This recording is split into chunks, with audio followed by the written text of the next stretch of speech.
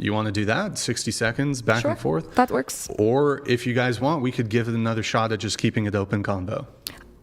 Sure. So why don't we do that? If the interruptions continue, you guys feel like you're not. But I would like to just point out. Wait. We have to set the rules first. No more talking. Yes, we will do 60 seconds back and I'm forth. supposed to be talked to like that, though, right? No, 60 seconds back and forth, or I will leave. I'm so serious. We sign an agreement if I appear here. Leave. I don't care. Why do you think I care if you fucking leave? I'm not talking to you. Hold on, guys. I'm not talking to you. Okay. I'm talking. Go ahead. What's your proposal? My proposal, if we don't do 60 seconds back and forth, I will walk out right now. The agreement was that I appear. It does not say that I have to stay for 3 hours, so I will leave right now. Because I'm not going to be talked to like this. I mean, what? What? Real men. You're going to tell me what a real man is? Well, Andrew. My dad. Real women don't abort their children, lady. My dad has the same political beliefs as you, and he would never talk to a woman and my like that. sister has the same embarrassing. political beliefs as you, and she would never dare talk to a man like that. Like, what's your point? Can that you makes both no stop? sense. Andrew, can you stop? Andrew, that's really disrespectful. Oh, God. Everything's disrespectful. Andrew, stop. You're such a crybaby. Andrew, stop. In furtherance of ensuring that this debate actually occurs, let's set some ground rules. We got to allow people to finish their points. And Andrew, maybe you've said some mocking things towards her. No, I have not mocked him at all. Look, no. I've stood up for myself. I need to be fair. And I will not be mocked. I have not said a word that is bad to you. I talked to you about your family in Michigan. I want to get to know you. This isn't about anything about me mocking you. This is a boundary of him attacking me. I'm here to know you. I'm here to do a debate. Look, when you returned to the table, you did the tone. Your tone wasn't the best towards Andrew. And look. Hold on. Wow. I'll be fair. Hold on, Kylie. I'll be fair. Classic. Andrew's tone towards you wasn't great either.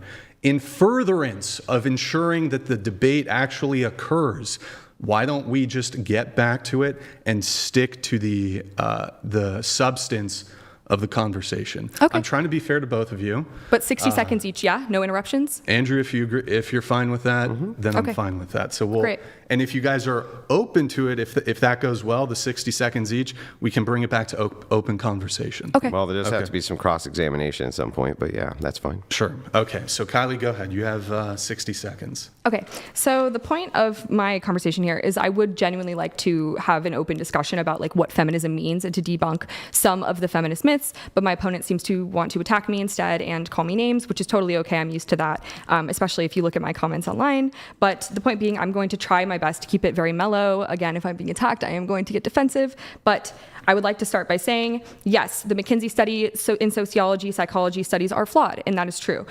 They are continually, it's a field that's expanding, and that's why I chose to study psychology, because I do find it so interesting. But that doesn't negate the fact that plenty of studies have found a significant correlation between being a woman and being a victim of violence at the hands of a man. And again, the study of 1 in 3 women globally who experience sexual or physical violence. And I think that is the core of what a lot of feminists believe in, is trying to combat that violent behavior and to protect women. I'm sure that's close to a minute, so I can pass it over to you. Feminism has completely lied to everybody, and I'll explain exactly how. It failed in its promise. Its promise was that it was supposed to protect women. It hasn't protected women. The very idea that you want to put women inside of male workforces is not protecting women. The idea that you want to have dual colleges where it's men and women together is not protecting women. These are terrible ideas, and they've been borne out as being terrible ideas. When you talk about sociological studies being flawed, I don't think that you're really being honest about how flawed they are. The replication crisis in sociology is getting worse, not better. It's not getting better. Even with all the meta-analysis, it's not getting better. Why isn't it getting better? It's because of bias. There's so much bias which is going on, especially from the purview of feminists. And feminists use standpoint theory. They want everything to go through the view of women. So when you're talking about, for instance, the criteria, when you're talking about what that means that women are assaulted, right? What is the criteria for that, for what an assault actually is?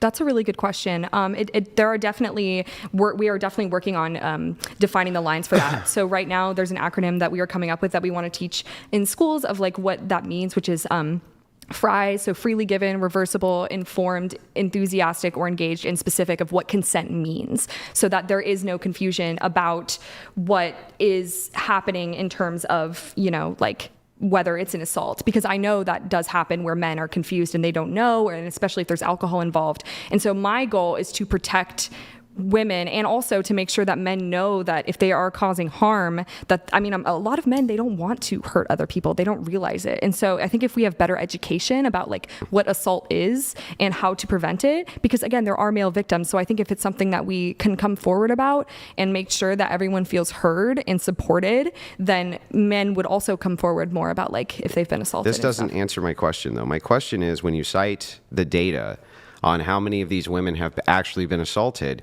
what is the criteria being used? That's a good question. I see your point of how it varies, like based upon the study and things like that. But I think a lot of these problem is that it is self-reported. But again, another issue is that that means they could be underreported as well, because women are too scared to report it.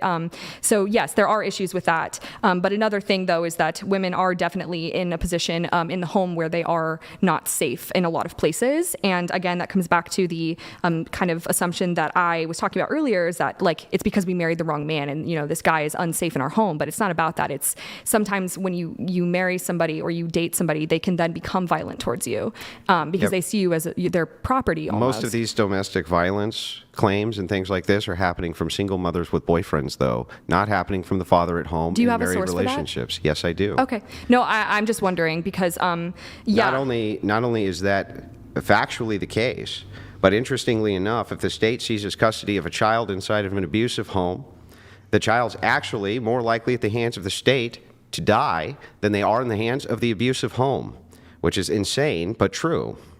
I think. Now, let me give you the studies that you're talking about here. Okay. Okay. Are these the studies about which claims that you said? Yeah, so here we're going to start with the National Incident Study, NIS. It's the largest collection of all types reporting data relating to abuse and maltreatment of children. Okay? 68% of maltreated children were maltreated by a female, whereas 48% were maltreated by a male. Some children were maltreated by both. Of children maltreated by biological parents, mothers maltreated the majority, 75%, where fathers maltreated a sizable majority, 43%. In contrast, male perpetrators were more common for children maltreated by non-biological parents or parents' partners, 64% or 75%. Safest place you can possibly be in the home is with your husband and with your children. That's for women, the safest place they can be. Any study that you pull up is going to be drawing from the NIS source. That's direct from the NIS itself. There's no refuting that. I've looked and looked and looked. It is definitely from partner incident violence. Women are the safest when they have a husband in the home. I think for some women that is the case. I think there are good men out there, and I think that's a misconception that feminists don't believe in that there are good men, that we hate all men, which definitely isn't true. But I would like to say, like, because you're saying, psychology is an evolving field, there are different studies and different numbers. Male perpetrators are predominant, and while the exact percentage differs, it's generally estimated that between 75 and 90% of child sexual abuse is committed by men or male adolescents. Nope. That's because it's not drawing from the correct data set, which would be the NIS. But the reason they do that is because to say which one is the correct data set? Because they all draw from the NIS. All of them draw from this data set, the NIS. They have to. It's the most comprehensive source for reporting. So here's what happens. If you wanted to gather data, you're a psychologist. Are you seriously explaining to me how it works to gather data? No, I'm asking you a question. Oh, okay. If you wanted to gather data, yes. right? If you want, especially on crimes, you would use law enforcement or the best source for reporting, right? In this case, self-reporting is going to be far less reliable than reports to the police, things like this, right? Yes, understandable. So you're saying that this is the most comprehensive, therefore the most reliable source. It's the most comprehensive source. But where are you finding that it is the most comprehensive? Because you haven't mentioned a source that says it is, because I'm looking at it now. The NIS? That's not from the NIS. There's the national... It's from the NIS. From the NIS. There's the National Center for Victims of Crime in RAIN, which is the statistics that I just RAIN pulled draws up. from the NIS. Okay, so then how come it draws from the same source if my conclusion is different than yours? Because they changed the criteria for what is considered assault, and they changed the criteria. Like, I've seen it as bad as them saying that men cannot be essayed by women because it's non-penetrative. I see. So you're saying that that would skew the numbers. It does skew the numbers. So the results of the National Incident Study, NIS, the largest collection of all types of reported data related to abuse and maltreatment, 68% of maltreated children were maltreated by a female. 48% maltreated by a male. Women, when they're in positions of power over people who are weaker than them, actually abuse more than men do. So at the same time, while you say, well, women have to run this big gambit of threats from men because men are much stronger than women and have more propensity of violence, when women are in charge of people who are inferior in strength to them, their incidences of violence towards them are much higher than men's incidences of violence towards them. That's it quite the sounds like women conclusion. are the greater threat here than men. Sure. If you want to say that, that's totally your prerogative, but that's not what the numbers say. So you can say, no, it's my turn to speak. You can say what you want about all the different statistics and how they come from a specific study. But the point is that there are different estimates, and basically every study conducted globally has found that the number of female victims is astronomically higher than male victims. Not to say male victims aren't important. If you are a male victim, especially if you haven't spoken up, I have seen the effects of having male sexual assault in my family. So please, talk to somebody. It is serious. But 1 in 6 boys have been assaulted, and a lot of the time it is by male offenders. Yeah, so it is but serious. what about the fact that when we're talking about rages of abuse of children, women are the ones who are most often in charge of children. The domestic rates, for instance, inside of a boys' home where the prison guards are all male, and it's a male, youth population versus female. If there's a females in charge of the youth population, the statistics for abuse skyrocket. Same thing inside of public schools. Are you saying that women are more likely to be women are more likely? No, women are more likely than men when it comes to the weaker sex. In this case, children. We would just say children are both sexes, right? But they're the weaker human than women. When they're in charge of children, they actually abuse them far more than what men abuse women at. And so it's so who's really the dangerous ones here? I mean, your 60 seconds begins. Go ahead.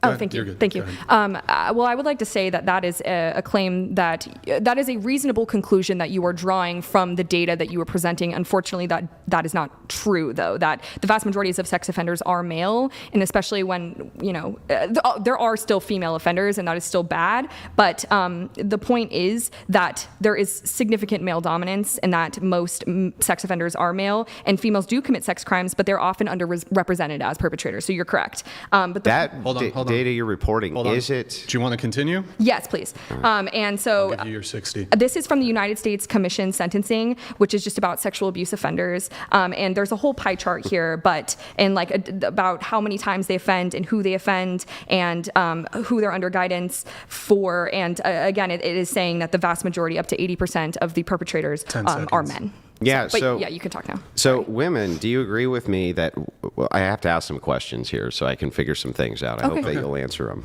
So, do you agree with me that both men and women have the propensity to, in some way, essay the other partner, both of them? Yeah, I wouldn't say that it's. I mean, no. Yes, I agree. It is definitely possible for both sexes to do that. The question becomes: if you switch criteria around, right, for what is considered sexual assault, let's just assume things like catcalling are put in the category. That's harassment. But are you saying hypothetically? But let's say it's categorized, not as harassment, but as a form of sexual abuse. Would you say that would greatly skew the numbers? If that were how it was classified, yes. Do you have evidence that is how it is classified? I do. In fact, there's a whole grouping of colleges in a study that I can show you where that was smuggled in as a form of sexual assault or SA or sexual battery in some cases, right? They smuggle in, and so what they do is they decide that they want to make that data set wider. And so they just reclassify things which would not ordinarily be classified as sexual assault or sexual battery by just inserting those things. Now, the same exact thing happens here. Do you think that it's very masculine, for instance, inside of society, for men to go and report when a woman gives them unwanted touching? No. And matter of fact, I do know male victims with female perpetrators. And they have unwanted touching? Yes. So they're just far more likely to report it because of the social stigma, which happens to them often from women who tell them things like, I don't consider you a real man like you did to me earlier. Oh, I didn't really say that, but... You did. Your exact words were, a real man would X. Real men. You're going to tell me what a real man is?